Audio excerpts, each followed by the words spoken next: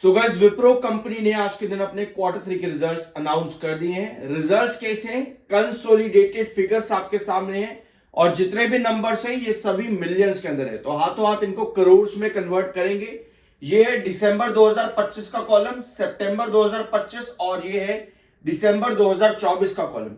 शुरुआत करते हैं सबसे पहले कंपनी की टोटल इनकम से, जहां पर इस साल दिसंबर 2025 के अंदर कंपनी ने 24,461 करोड़, ठीक है, ये सारी मिलियंस में फिगर है, करोड़ में हम इसको कन्वर्ट कर रहे हैं डायरेक्टली।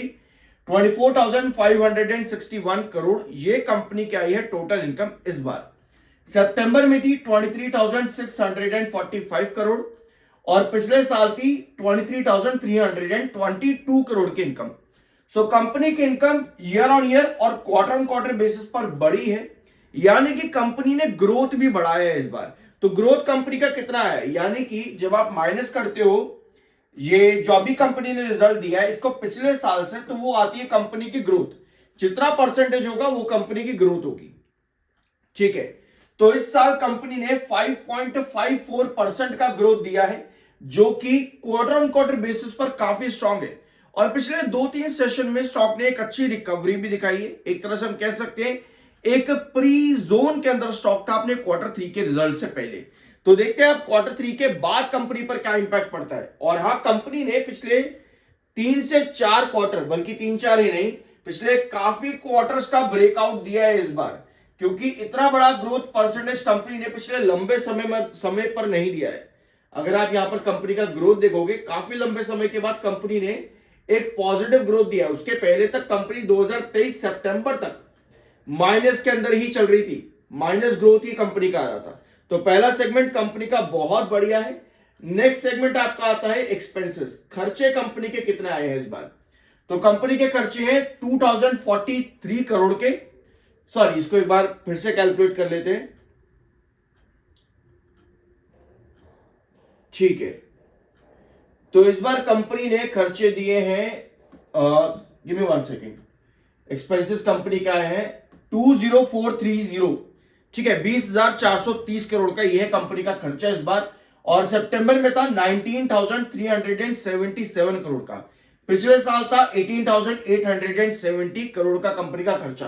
तो खर्चे कंपनी के पिछले साल के कंपैरिजन में ज्यादा बढ़े हैं और क्वार्टर ऑन क्वार्टर बेसिस पर भी कंपनी के खर्चों पर इंक्रीज है। अब देखना यह है कि खर्चे बढ़ने के बाद कंपनी का प्रॉफिट ग्रोथ कैसा रहेगा।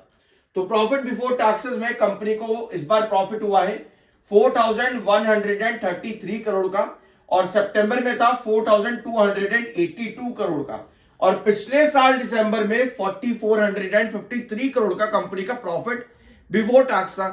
तो एक्सपेंसेस बढ़ने के बाद में कंपनी के जो खर्चे हैं, खर्चे बढ़ने के बाद कंपनी के प्रॉफिट बिफोर टैक्सेस में कमी आई है यहां पर। अब इसके पीछे के रीजन क्या है? Share of net profit loss company का इस बार 28 करोड़ का आया है, जो कि पिछले साल मात्र 5 करोड़ का था। तो एक आपका जो है यहां पर सेगमेंट कंपनी के प्रॉफिट्स को थोड़ा सा खराब कर देता है। इसके अलावा प्रॉफिट फॉर द पीरियड, यानी कि यहां पर डिसाइड होंगे कंपनी का एक्चुअल ग्रोथ कैसा है। So profit for the period company के इस बार आए हैं 3,145 करोड़ के, 3,145 करोड़ यह कंपनी का टोटल प्रॉफिट। सितंबर में था 3,262 करोड़ का और पिछले साल 3,366 करोड़ यह कंपनी का प्रॉफिट था। तो बहुत quarter on quarter and year on year basis पर कंपनी के प्रॉफिट गिरे हैं, यानी कंपनी का प्रॉफिट ग्रोथ जो है एनुअल बेसिस का वो यहां पर ड्रॉप पर गया होगा।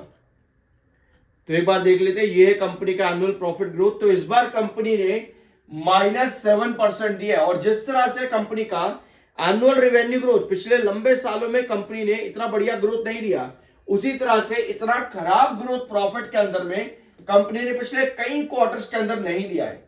तो एक लंबे समय के बाद कंपनी का profit growth percent, annual profit growth percent minus में आया। तो रिजल्ट पहले सेगमेंट में कंपनी के बहुत बढ़िया थे, बट अगले ही सेगमेंट में कंपनी का ग्रोथ बहुत बुरा जाता है।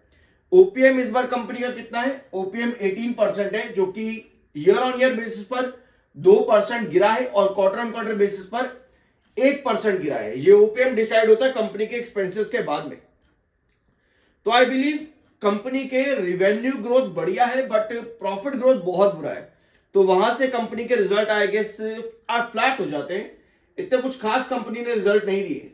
बाकी कंपनी ने अनाउंसमेंट्स और भी की हैं, जैसे कि डिविडेंड। यस, कंपनी ने इस बार इंटरिम डिविडेंड भी दिया है 6 रुपए पर शेयर का, जिसके रिकॉर्ड डेट है 27 जनवरी और पेमेंट डेट यानी कि आपके डीमैट अकाउंट्स में जो आपके डिविडेंड के पैसा आना शुरू हो जाएगा 14 फरवरी।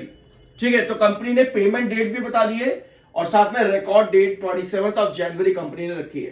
तो रिजल्ट्स आप बता सकते हो, अगर आप चाहो तो कमेंट बॉक्स में शेयर कर सकते हो अपना ओपिनियन।